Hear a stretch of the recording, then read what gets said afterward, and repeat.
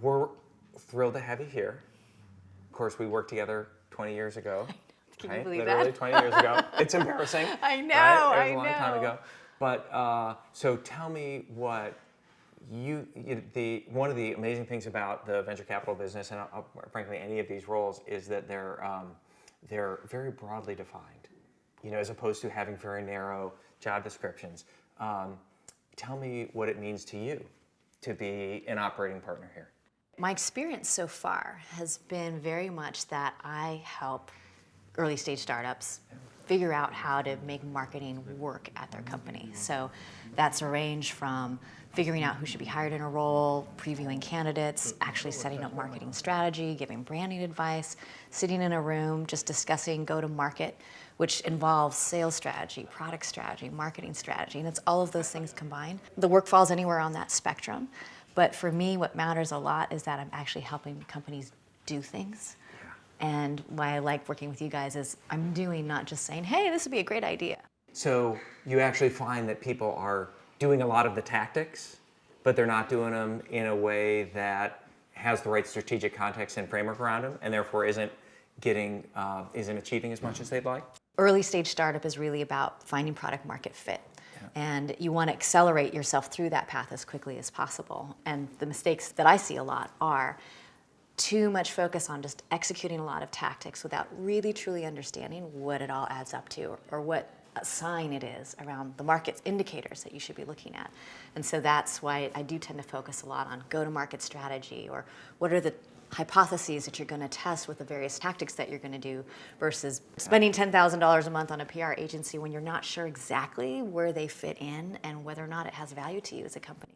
And if you think about the boundaries of focused on product and product market fit into marketing, what's the connection point, and how do you help people work that connection between product market fit and their broader marketing efforts?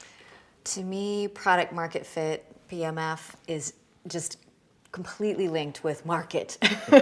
And I think that's part of it specifically, is there's the product that you've created, and then there's the market that needs to accept it. And so the fitting is aligning those two.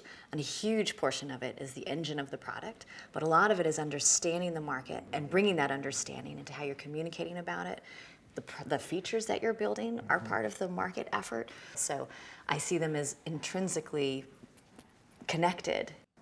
You can create the world's greatest invention, but if the market doesn't understand why it matters, why they should care, why they should change what they're doing, I think that's the part people miss, is most of the time you're displacing a behavior, a belief, and that's always hard to do, and that's why thinking about marketing is so important. It's what are those assumptions that people have, and how do I need to change things so that they're more receptive to my way of thinking or the product that I'm bringing in, and that just takes a lot of work. Do founders have to do that work themselves? There is so much learning from those early days. I would not want any founder to not have that knowledge. So, because you're getting the market signals directly. You getting those signals and seeing how that person's reacting to the technology, you being in the room and seeing what's really lighting those fires. So I think it's invaluable learning, and I would encourage any founder to do it in those early stages. One of the things that's so exciting about having you join us here at Costanoa is that we are also still a young firm, and therefore we're learning a great deal about what works and is most successful with our companies, and we're still running experiments and trying new things. So what are you most excited to learn and to try here at Costanoa? One of the things that we've done so far that I think is fun and works well for companies is monthly office hours. And it's just a regular check-in where a lot of this work is stuff that you need to go off and do and then come back and say, okay, let's metabolize it and figure out what this should mean. And so it's nice to have that interval and that regular checkpoint that someone's going to be looking to push you and hold you accountable for progress around something that's strategically important. To me, this part of a company's life, right? Just, right at formation, you've got a big problem space to go after, and you have a great team to do it, but exactly how those pieces align and exact product definition and which part of the problem to go solve first is just such a fluid and dynamic time of a company's life. And that, to me, that's the fun part. Every company is its own puzzle. And you have to understand that there are a lot of different pieces in play. And I personally love dealing with all those pieces and not just saying like, well, I can only talk about the marketing piece. It is, like you said, massively dynamic, very fluid. And the nice part about dealing with really early stage companies is you get to play with all the parts. Yeah. And you get to that really rapid feedback loop that lets them learn really, really quickly. And that's the joy of early stage. Absolutely. Can you get PMF without having really clear definition of your target, either by vertical or company size or by persona?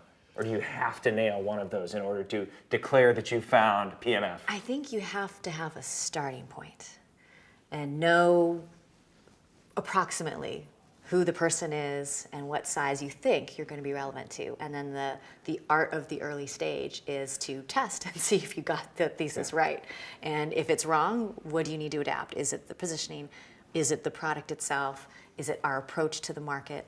The very important thing is I know exactly what problem I'm trying to solve. I have a sense of who feels that pain. Yeah. I have a sense of who that buyer might be, or who that market might be more broadly, and why this would matter, and not just be like, oh, is this a nice little fix? Yeah. That is something actually meaningful and something bigger than a little app. Right.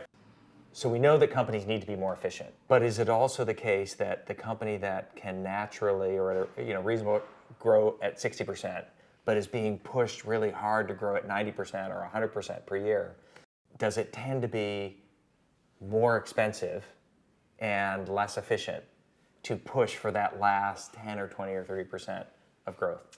So I think the answer to this lies on where the market itself is in the maturity around that category. Mm-hmm. So if you think about the classic acquisition curve, if a company is anywhere along this first half, it should get more efficient as you're going up, ascending up that curve. It should be increasingly efficient because it's a larger audience. You have everything that preceded you, pushing you as wind at your back. And so the economics should absolutely get more efficient if you're on this end of the curve. If you're on the back end, where it's a very mature category, a lot of people have already made an investment, then it starts to get expensive again. So the early stage is expensive, and the later stage is expensive.